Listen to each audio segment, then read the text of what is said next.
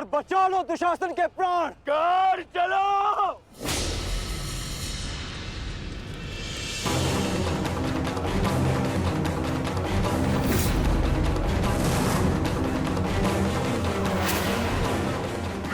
मान रखना कौन, आज किसी के रथ का वेग भ्राता भीम के प्रहार से अधिक शक्तिशाली नहीं होगा।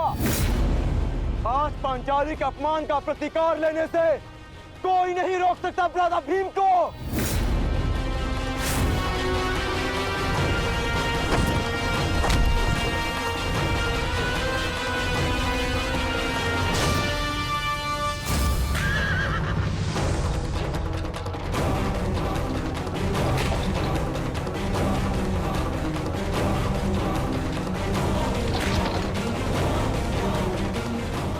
शीघ्रता करो मित्र।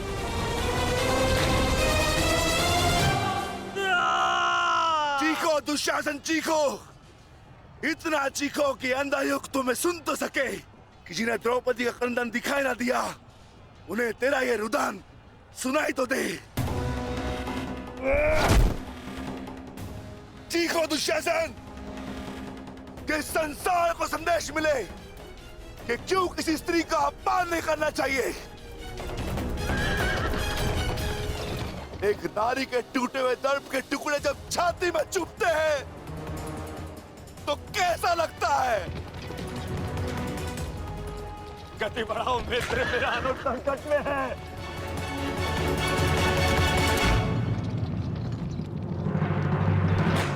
इस बाएं हाथ से तुम द्रौपदी के केश पकड़े थे ना, स्मरण है ना नीच।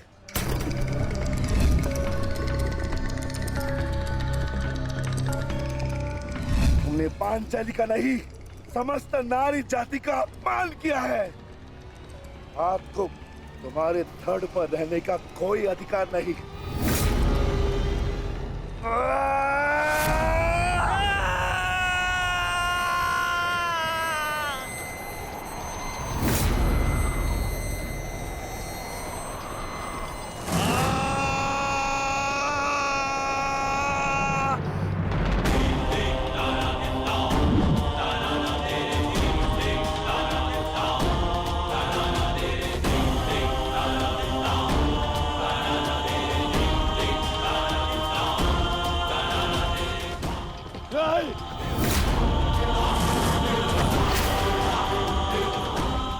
इसी दाएं हाथ से तुमने द्रौपदी का चीर पकड़कर खींचा था ना।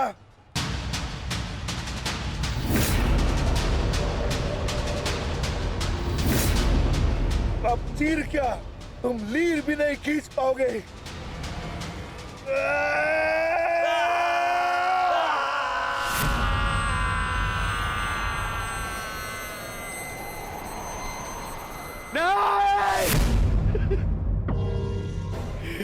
बस करो संजय, बस करो, मुझे कुछ और नहीं सुनना। दुशासन!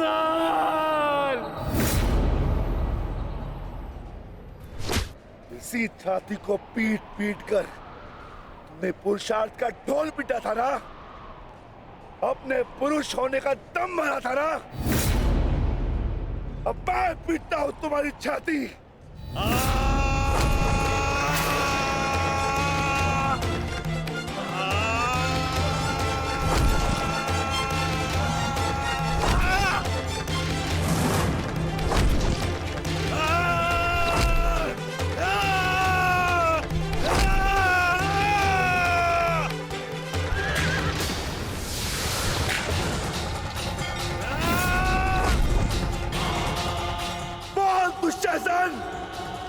तुमने क्या कहा था पांचाली को? बोल, तुमने क्या कहा था पांचाली को? वैश्या! बोल दुशासन, फिर से बोल।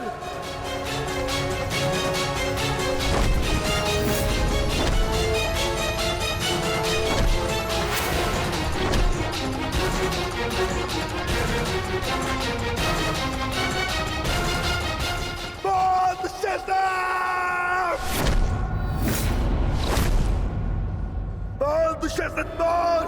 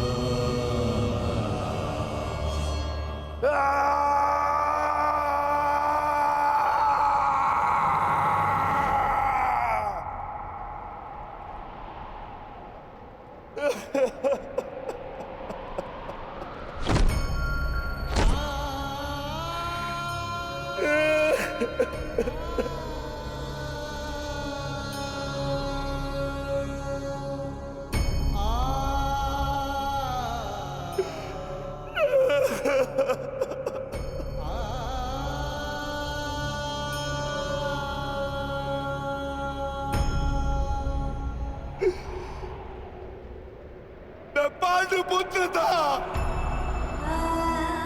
मैं देव पुत्र था। तुमने मुझे क्या बना दिया दुशासन?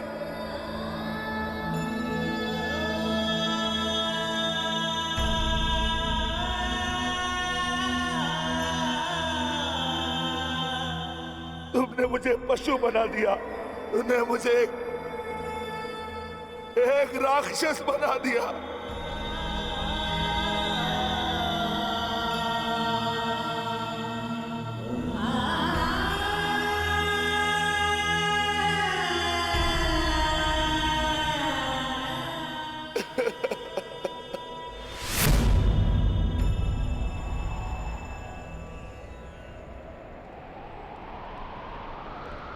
मैंने अपनी प्रतिज्ञा पूर्ण की पांचाली, परंतु मेरे प्रश्न का उत्तर पूर्ण नहीं हुआ। क्यों मुझे ऐसे युग में जन्म लेना पड़ा जहां मुझे अपने ही भाई के रक्त से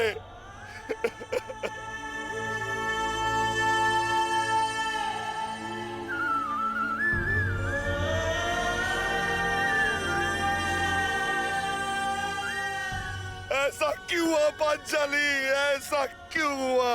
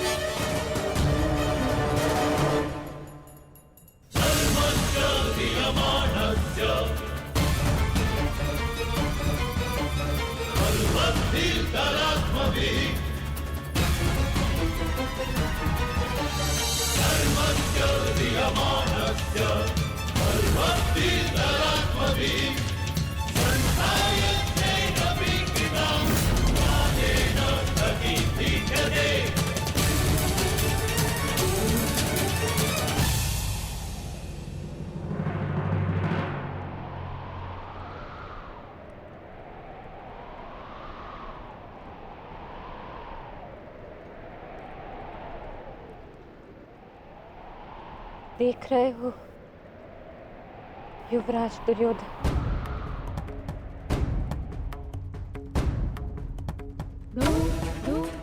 देख रहे हो अंगराज कर्ण, ये लहू, ये रक्त, ये 5 गांव ना देने का मूल्य नहीं।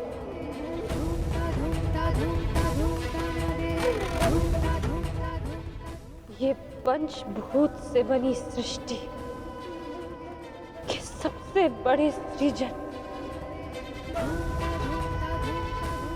स्त्री के अपमान, उसे यातना देने का मूल्य।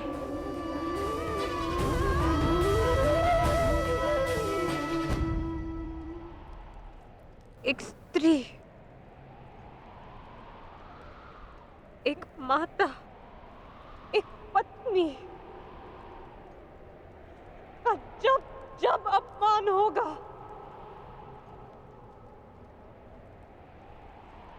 तब तब ऐसा दृश्य दोहराया जाएगा।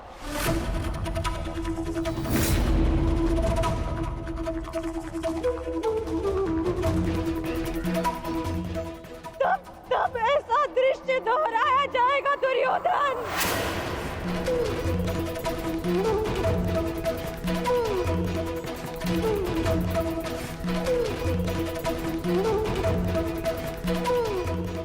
एक स्त्री को अश्रुओं से स्नान कराने का मूल्य रक्त स्नान से चुकाया जाएगा।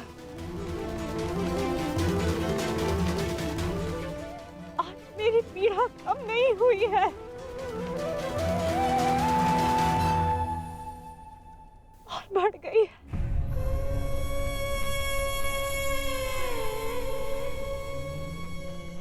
संसार में किसी को भी द्रौपदी जैसा भाग्य ना मिले, जिसे अपने ही कुल के सामने, अपने ही कुल के पुरुषों के हाथों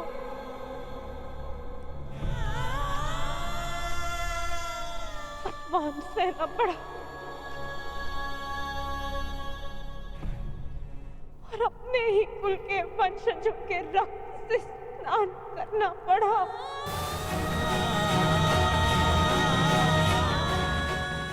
हे ईश्वर, इस संसार में किसी को भी द्रौपदी बनाकर जन्म मत देना।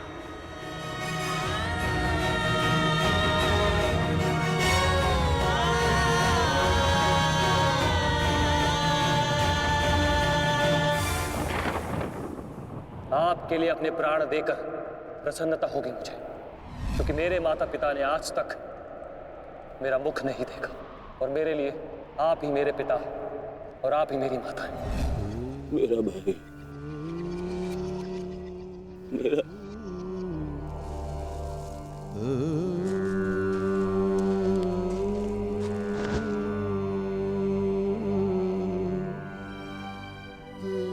दुशासन,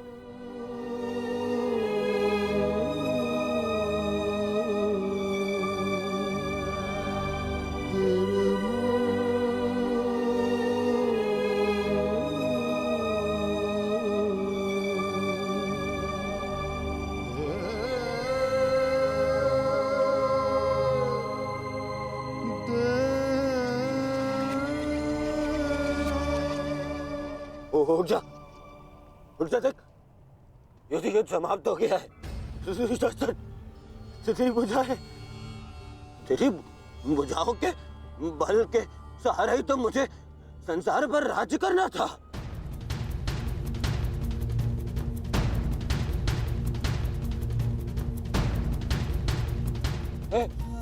हे दुशासन, मेरा अनुज नहीं, तेरी आंखें का तू अनुज, मुझे यूं अंधकार में छोड़कर मत जा अनुज।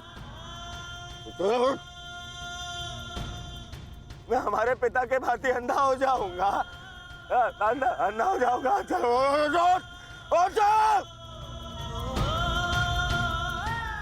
अरे अरे इसकी बुझाएं क्या है? अरे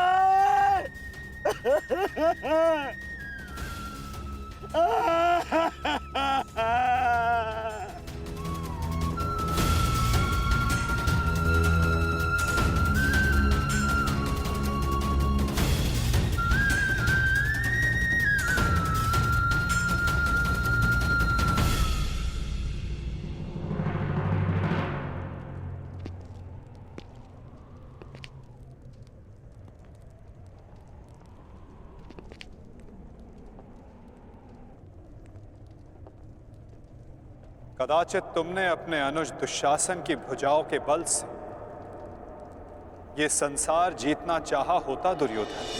नारायणं नमस्कृत्य नरं चैव तो आज सारा संसार तुम्हारा दास होता, किंतु नहीं, तुमने इसकी भुजाओं के बल से एक स्त्री का वस्त्र हरण करना चाहा दुर्योधन। कदाचित तुमने इसकी दुर्जयता के बल से तीनों लोकों पर शासन करना चाहा होता दुर्योधन, तो आज तुम्हें वो भी मिल जाता। परंतु नहीं, तुमने ऐसा नहीं किया दुर्योधन। तुमने अपने अनुज दुशासन के मन में कुटिलता और कुचक्र का षड्यंत्र रच दिया। कदाचित तुमने अपने नेत्रों को उचित मार्ग दिखाया होता दुर्योधन, परंतु तुमने अपनी उन आंखों से महाविनाश का स्वप्न देखा।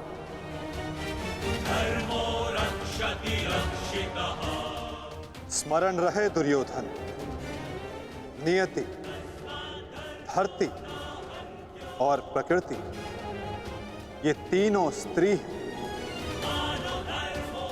और जब जब स्त्री का अपमान होगा, नियति पुरुष के विरुद्ध होगी।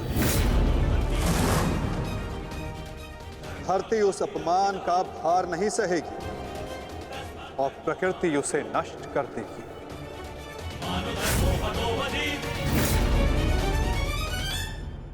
क्यों खेला तुमने जुआ दुर्योधन? क्या तुम्हारे अनुजों में, क्या तुम में पुरुषार्थ कम था जो द्यूत खेलने की आवश्यकता पड़ी?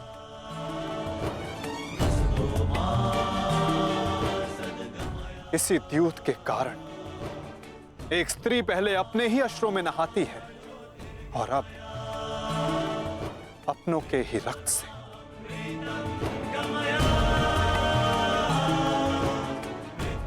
क्यों किया तुमने ये लालच दुर्योधन?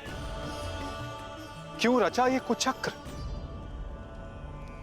इसी द्यूत, इसी कुचक्र, इसी लालच के कारण रचता है ये युद्ध, ये महाविनाश, ये महाभारत।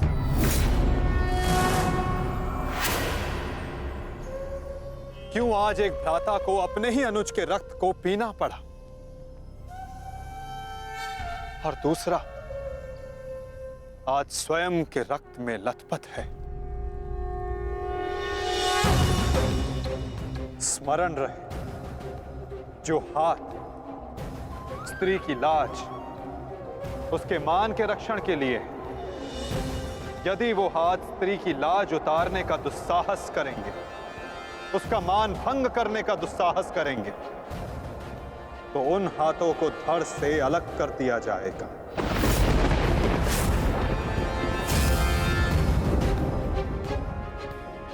जो वस्त्र हरण करेंगे, उनका प्राण हरण होगा।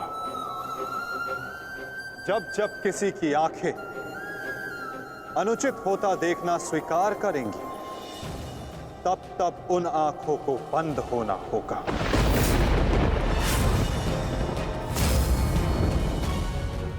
यही नियति है, यही प्रारब्ध है और यही है इस महाभारत का कारण और निवारण।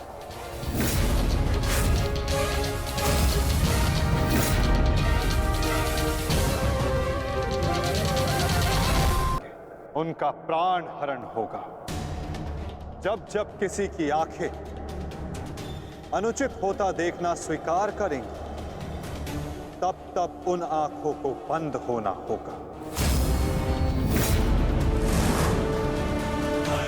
यही नियति है, यही प्रारब्ध है और यही है इस महाभारत का कारण और निवारण।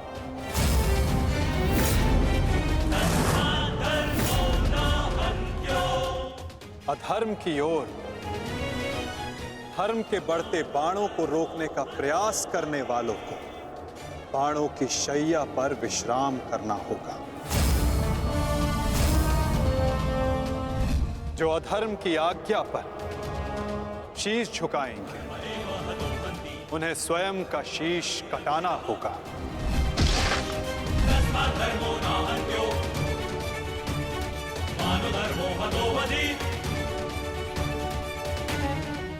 अधर्म को ना किसी का कवच बचा सकता है, ना ही किसी के बाण। ऐसा कोई रथ नहीं जिस पर अधर्म चढ़कर अपने लक्ष्य तक पहुंच सके। ग्रास लेगी ये धरा उस अधर्मी को भी और अनचाहे उसका साथ देने वाले के रथ को भी। जो एक झूठे वचन के लिए सत्य के चक्र के समक्ष आकर खड़ा होगा, उसे स्वयं सत्य के चक्र के साथ धंसना होगा।